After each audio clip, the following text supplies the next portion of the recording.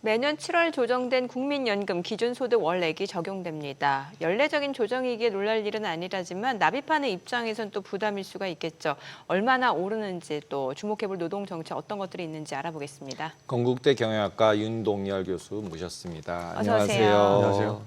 국민연금 보험료가 보통 이제 의료보험이랑 막 섞여서 4대 보험이라고 부르잖아요. 근데 그렇죠. 국민연금만 이번에 기준소득 월액이 변동이 되는 건가요? 아니면 그게 전체적으로 영향을 미치나요? 뭐 전체적인 것보다는 오늘 발표하는 거는 이거는 딱 사실 연금만, 연금만 이제 국민연금만. 얘기를 하고 있는 것이죠. 그 어떻게 조정이 되는 건가요? 보통 이제 저희가 관련된 부분 같은 경우를 3년 동안의 평균 소득을 고려해서 실제 반영하는 부분들이 있는데요. 이번 같은 경우는 이제 7월부터 오늘부터 이제 반영이 되는 것이죠. 상한선하고 하한선의 변동이 좀 있었습니다.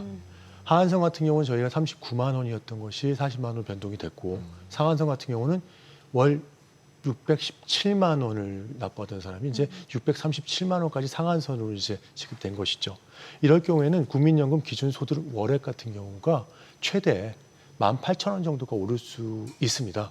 근데 이 18,000원 같은 경우가 좀 다르게 적용될 수가 있어요. 직장 가입자들 같은 경우는 뭐 반 정도는 절반 정도는 직장에서 납입을 해주니까 9,000원 정도를 납부해야 될 것이고요. 대신에 지역보험 가입자 같은 경우는 약간 더 부담이 되죠. 18,000원을 모두 납부를 해야 되니까 그런 부분에 좀 차이가 있다고 보면 될 것 같습니다. 네, 지금 이제 사실 인구 구조 자체가 네. 저출생 그리고 고령화 사회로 접어든 지 꽤 된 상황이고 그러다 보니까 국민연금을 이제 받는 사람들이 더 많아지고 그렇죠. 납입하는 사람은 적어지는 지금 구조다 보니까 이게 지금 3월 연금 개월 통해서 이제 급한 불은 껐다는 평가는 나오고 있는데 뭔가 본질적인 해결책은 아니다라는 얘기도 나오고 있습니다. 이게 보험료율 또 수급 연령 더 올려야 된다는 의견도 있는데 여기에 대해서 교수님은 어떤 의견을 갖고 계시나요? 사실은 일단은 3월 달에 우리가 얘기했던 것은 네. 9%에서 네. 13%로 이제 인상하겠다고 계획을 세우시고 내년부터 이제 차등화해서 단계적으로 인상이 될 예정이에요. 근데 공교롭게도 오늘 오전에 제가 또 이 저출생 고령화라든지 인구 미래 문제에 대한 회의를 하고 왔었습니다. 근데 이게 또 연결이 되면서 국민연금 얘기를 다루는데요. 이렇게 봅니다. 13%로 인상을 했다고 이 문제가 근본적인 문제가 해결될 거라고 저는 보지 않아요. 왜냐하면 저희가 재정 상태를 좀 들여다봐야 될 거거든요. 네. 1988년에 이제 관련된 부분에 대한 재정에 대한 부분들을 우리가 봤다고 했을 때 2012년에 10조가 넘었습니다. 실제. 그리고 작년을 보게 되면요. 43조까지 육박이 됐어요. 근데 지금 우리가 얘기하고 있는 국민연금에 대한 연간 급여 지출 규모가 굉장히 빠른 속도로 증가하고 있어요. 작년만 해도 저희가 지금 수급자가 737만 명이었는데 이 숫자는요. 그 전년도에 비해서 55만 명이 늘어난 상태예요. 그럼 빠르게 올해도 늘어나네요. 마찬가지인 거죠. 올해도 만약에 지나게 되면 그보다 더 늘어나겠죠. 베이비부머 세대에 이제 은퇴하는 부분까지 예. 있고 계속 늘어나게 되면은 이 보험료 제일 큰 문제점이 이제 크로스가 되는 시점인데 2027년이 되면은요. 저희가 이 납입하게 된 납입금이 있잖아요. 그러니까 국민연금 연구원에서 저희가 조사했던 내용이었는데 납입하는 금액보다 우리가 지출해야 될 금액이 더 많아지기 시작합니다. 2027년 이때부터는 3조의 적자가 나기 시작하는 네. 시점이 그 시점이라고 보게 되면은요. 실제 지금 여야에서 합의한 4%가 인상되는 13% 갖고는 감당할 수가 어려울 거예요.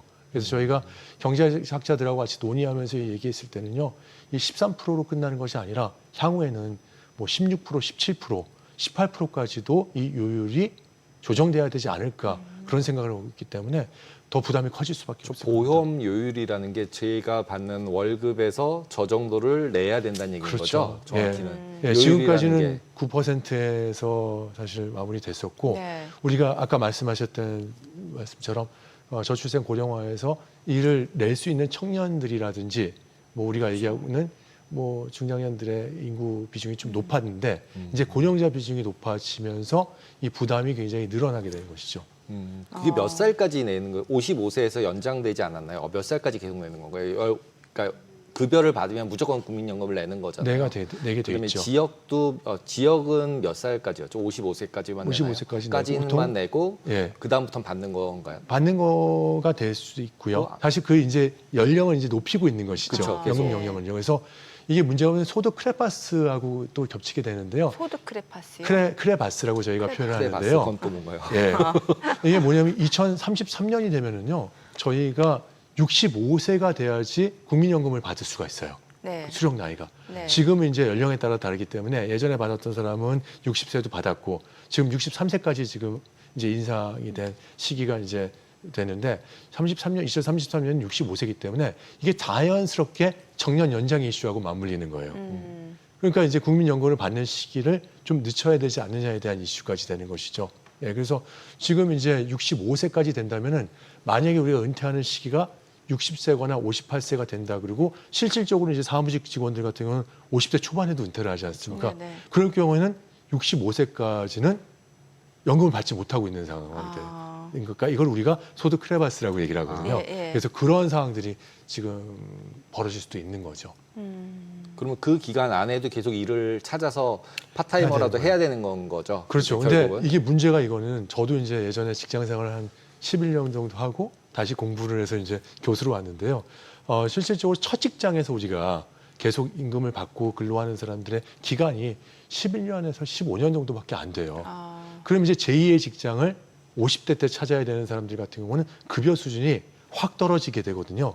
그러니까 이제 그런 이제 우리가 얘기하고 있는 노후에 대한 대비까지도 어려운 상황까지 벌어지게 되다 보니까 국민연금에 대한 부분들에 대한 납부액에 대한 것도 실질적으로 이거를 어떻게 커버할 수 있을까에 대한 논의도 계속 나오는 것이고 또 국민연금을 받는 시기를 늦추기 위해서는 아까 말씀드렸던 것처럼 정년 연장을 해야 된다는 또 논리가 또 같이 얘기가 나오고 있는 것이죠. 근데 이제 정년 연장을 하면 회사 입장에서는 수익이 떨어질 수밖에 없고 뭐 임금 피크제 이런 거랑도 막 다 연결돼 있는 거 아닌가요? 그러면? 제가 이제 설명을 드리면은요, 뭐 자연스럽게 이제 뭐 다른 얘기까지 같이 네. 넘어가게 됐는데요. 우리가 계속 고용이라는 용어를 보통 씁니다. 일본 네. 같은 경우는요. 그럼 왜 계속 고용이라 쓰는 얘기는요? 계속 고용이 세 가지 유형으로 저희가 제시할 수가 있어요. 첫 번째가 말씀하셨던 것처럼 정년 연장. 그러니까 60세였던 정년이 지금 저희가 법적 정년이 60세지 않습니까? 이걸 65세까지 늘려달라는 게 지금 노동계의 요구라고 볼 수 있습니다. 근데 이거는 급여의 삭감이 없는 정년 연장이죠. 그러니까 기업에 따라 임금 피크제를 도입할 수 있지만 급여에 상관없이 정년 연장을 하자는 것이고요. 지금 그 기업들이라든지 우리가 이제 흔히 얘기하고 있는 경영계에서 얘기하고 있는 거는 퇴직 후 재고용을 얘기하고 있는 겁니다. 퇴직 후 재고용을 할 때는 실제 급여를 100%를 받는 것이 아니라 아까 하신 것처럼 뭐 인피제까지는 아니지만 급여의 뭐 50%, 60% 이런 식으로 받게 되는 것이죠. 그리고 또 하나의 방법은 뭐냐면은 아예 정년을 폐지하는 방법이에요. 실제 미국이라든지 뭐 대만 같은 경우는 정년을 폐지했거든요. 그러니까 이런 방식을 선택할 수 있도록 했던 것이 일본의 사례고요.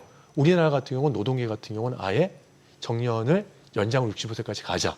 그리고 경영계 같은 경우는 그건 우리 기업에 무리가 되기 때문에 그것이 아니라 실질적으로 재고용을 하는 형태로 가야 된다. 이런 이제 논쟁이 굉장히 많이 붙어 있는 것이죠. 그럼 보통 정년이 폐지돼 있다고 하면 예, 없다고 하면 고용의 해고나 고용이 되게 자유로워야지 정년이 보장이 없는 거지. 정년이 있다는 얘기잖아요. 보장을 해주는 거니까. 그러니까 그런 거 이제 아닌가요? 그 문제가 가장 큰 이슈가 되는 겁니다. 우리나라 같은 경우는 굉장히 노동시장이 경직돼 리기드하다는 표현인데 네네. 이게 경직되다는 표현을 하고 있어요. 네. 그러다 보니까 채용을 하게 되면 해고를 자유롭게 할 수가 없습니다. 맞아요. 근데 미국 같은 경우는 이제 채용을 하면 네. 해고도 조금 자유롭게 할 수 있는 부분들이 있고 이게 좋은 건 아니죠. 그렇지만 두 번째는 또 개인도 어느 직장에 들어가면 벌써 다른 회사로 이직할 생각을 하죠. 준비를 하고 있는 거예요. 네. 그러니까 그 자리에 앉은 순간부터 다른 회사로 경력 개발하고 이직할 수 있기 때문에 거의 미국에서 제가 생활할 때도 한 사람이 한 개인이 평균 7회에 이직을 한다고 얘기를 합니다. 근데 우리나라 같은 경우는 지금 굉장히 많이 변하고 있거든요. 네. 젊은 세대들 같은 경우 뭐 G세대나 MZ세대라고 통칭하는 걸 되게 싫어하는데 G세대 같은 경우는 굉장히 싫어요. 제 아들도 G세대 굉장히 싫어하나요? 그럼 왜냐하면 싫어하죠. 범위가 넓어서요. 맞습니다. 네. 그리고 M과 G를 M세대를 나눠라. 또 G세대는 꼰대라고 바라봅니다. 그렇죠. 이런 부분들이 있다 보니까 저희도 아들이 이제 24살이다 보니 G세대인데 M세대하고 엮으면 저한테 뭐라고 합니다. 싫죠. 예, 싫다고 얘기를 하더라고요. 그런데 그런 부분들이 있는데 사실 이런 부분들을 봤을 때 G세대는 이제 직무 중심으로 직장을 옮기는 경우들이 많아요. 노동 유연성도 있고 본인이 직장을 옮기고 직무를 내는 부분이 있는데 지금 우리나라의 전통적인 부분은 노동 시장이 굉장히 경직돼 있기 때문에 그런 상황에서는 기업에서는 사람을 채용을 줄일 수밖에 없는 부분들이 맞아요. 있고요. 또 이런 것들이 노동시장에 영향을 미치면서 청년 취업도 줄어들 수 있는 그런 계기가 될 수 있다는 것이죠. 예. 그러니까 자꾸 이제 아빠가 아들에게 고용도 승계하겠다고 하잖아요. 대기업 그걸 같은 갖고 경우는. 제가 이제 그 기업사 제가 SBS 다른 프로에서도 굉장히 비판을 했거든요. 네. 제가 다니던 회사였는데 네. 제가 좀 비판을 했었습니다. 네. 왜냐하면 그 뭐 어떠한 사고라든지 이런 것 때문에 이제 승계한다고 얘기가 나왔지만 사실상 자식한테만 승계한다는 것이 아니었고 가족한테도 승계한다는 얘기가 있었거든요. 가족이요? 예, 그러니까 부인한테, 네. 이제 부인의 남편한테 이렇게 네, 네. 승계하는 얘기까지 나왔었는데 실제 그게 적용되진 못했어요. 예, 그런 부분도 있었습니다. 네. 자, 지금 그러면 이제 노동계, 경영계 얘기도 좀 여쭤볼게요. 지금 이제 새 정부 예. 출범하고 뭐 상법 개정 이슈도 있고 지금 노란봉투법, 뭐 예. 법정 정년 연장, 주 4.5일제. 뭐 굉장히 얘기 많잖아요. 지금 그렇죠. 예, 이게 경영계라든지 아니면 이제 정부에서 지금 입법하는 거니까 뭔가 좀 서로 견해 차이가 분명히 있을 것 같아요. 그렇죠. 예, 그 예. 이슈들을 좀 정리해 주세요. 일단은 정부가 바뀌었죠. 네.